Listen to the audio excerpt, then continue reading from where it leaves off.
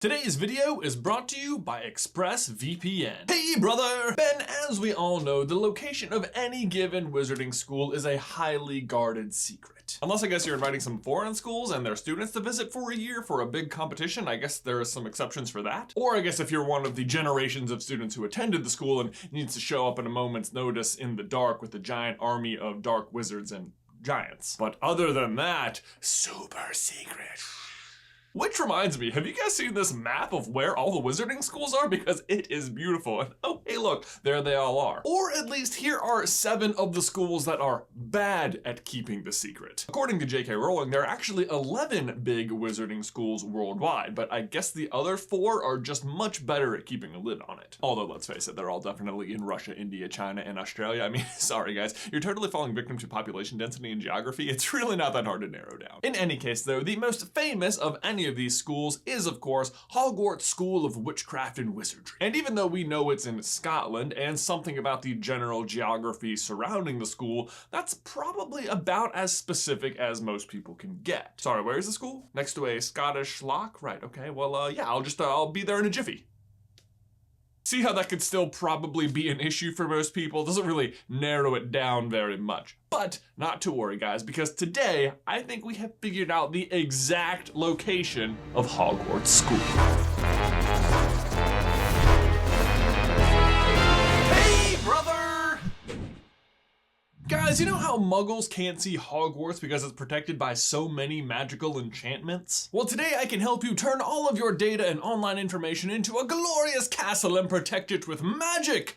Or, you know, ExpressVPN. In case you're unsure of what a VPN is, anytime you're out in public, like at an airport or a coffee shop or hotel, and you get online, even if you're at your house, you are at risk of having your emails, financial information, or passwords, or anything like that stolen. But ExpressVPN casts a magical spell, aka encrypts, all of your data, and voila!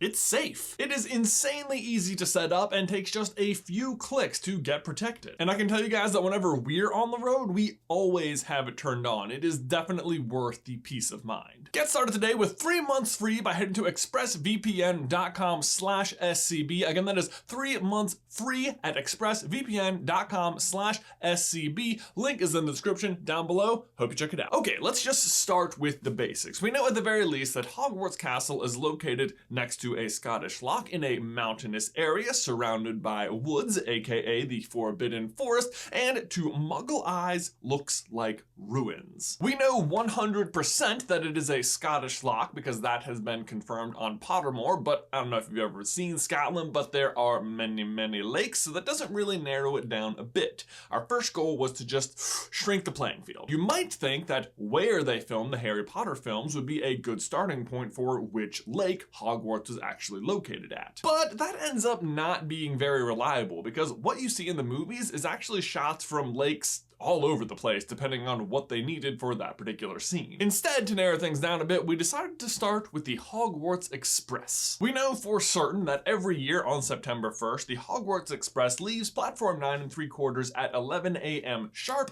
and delivers the students to the school after sunset. And according to timeanddate.com, sunset in Scotland on September 1st happens at 8:11 p.m., meaning they are on the train for at least 9 hours. Which, by the way, no wonder they are always just starving by the time they get to the feast. It's no wonder all Dumbledore says is nitwit, blubber, oddment, and tweak. If you said anything else, people would riot because they're just starving. But like, full video about that by clicking the card. Either way, when you're leaving from London, you can only head north by train, otherwise you'd end up in the ocean, and it'll land you somewhere in this vicinity in Scotland. That said, it is a fictional railroad they're taking, so it's hard to give an exact route, and believe you me, looking up train speeds online, not as easy as you might think. The next hint we get is actually in the movies, and while I understand that's not as high of a canon level as the books, hear me out. In Prisoner of Azkaban, it is mentioned that Sirius Black has been sighted near Dufftown, which Hermione exclaims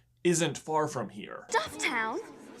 It's not far from here. Yes, it is a movie-only reference, but consider this. When that movie came out, J.K. Rowling had already finished writing Order of the Phoenix. And it's not like she wasn't super duper involved in the production of the films, and she would have had to allow this reference to exist. And they didn't have to include it. They didn't have to say Dufftown. They could have said Hogsmeade or any other fictional wizarding town, but they chose to leave it in. So where we're at is we're looking for a secluded location 9 hours north of London by train near Dufftown, surrounded by mountains, lake, and woods. And from there, we just opened a terrain map over Dufftown and zoomed out to see if there were any particularly mountainous regions nearby, and great news, there is one super obvious candidate. Welcome to Cairngorms National Park, which I'm nearly positive I'm saying wrong. This park is home to not just 5 different Scottish lochs, but also the second highest peak in Scotland, the Ben Macdui,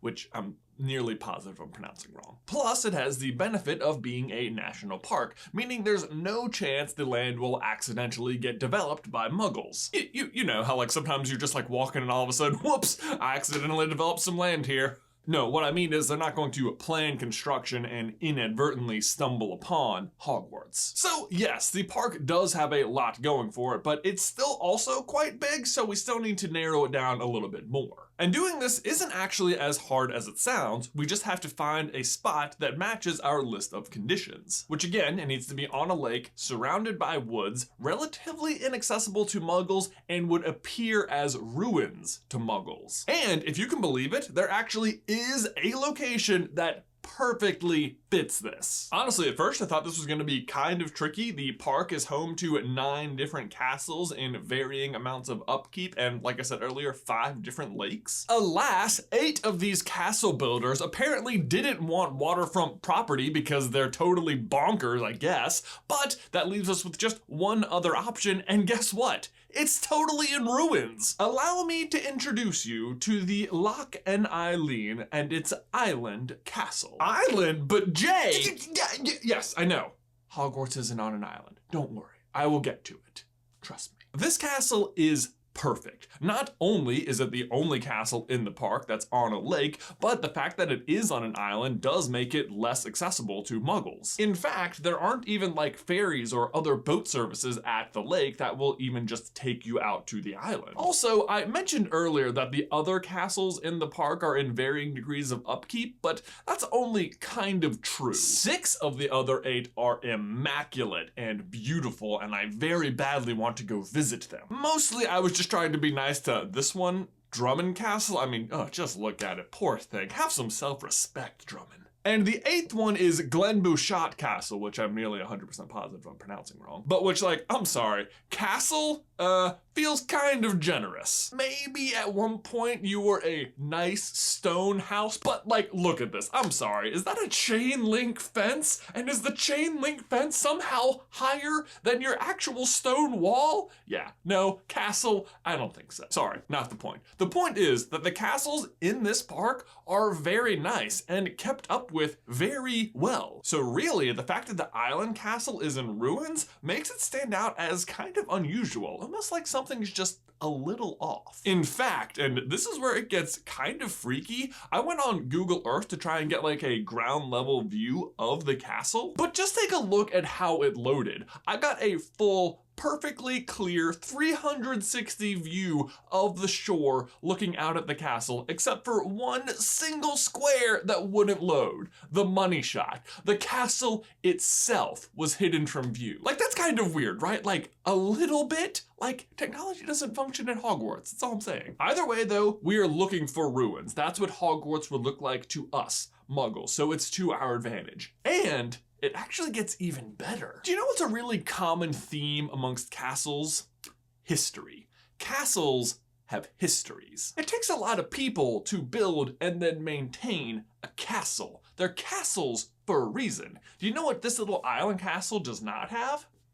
History. There is just not documented history about it. Historians can only guess when it was built. Hogwarts was built in the 10th century. We know that. When was this castle built? Nobody knows. maybe then. And get this, there are actually legends about this specific castle having zigzagging underwater secret passageways to get people in and out of the castle, but they've never been found. But like, are you kidding me with this? Ancient lakefront ruins castle that wrecks technology with legendary underground secret chambers? And it's in the known relative area of Hogwarts? Yeah, but Jay, it's still on an island. What about that? Yes, about that. There are actually two explanations for that. One real world and one in universe. In the real world, there actually was a path leading from shore to the castle at one point. But in 1700, they built a dam on the lake and raised the water level, which then wiped out said path. In universe, however, the fact that the castle appears as ruins on an island could simply be part of the illusion, which could also account for the size, because I'm sure you might have been thinking, that island looks kind of tiny for Hogwarts, don't you think? Yes, I do think, but I think that's what they want you to think. But just like the fact that it appears to be in ruins, the size is also part of the illusion.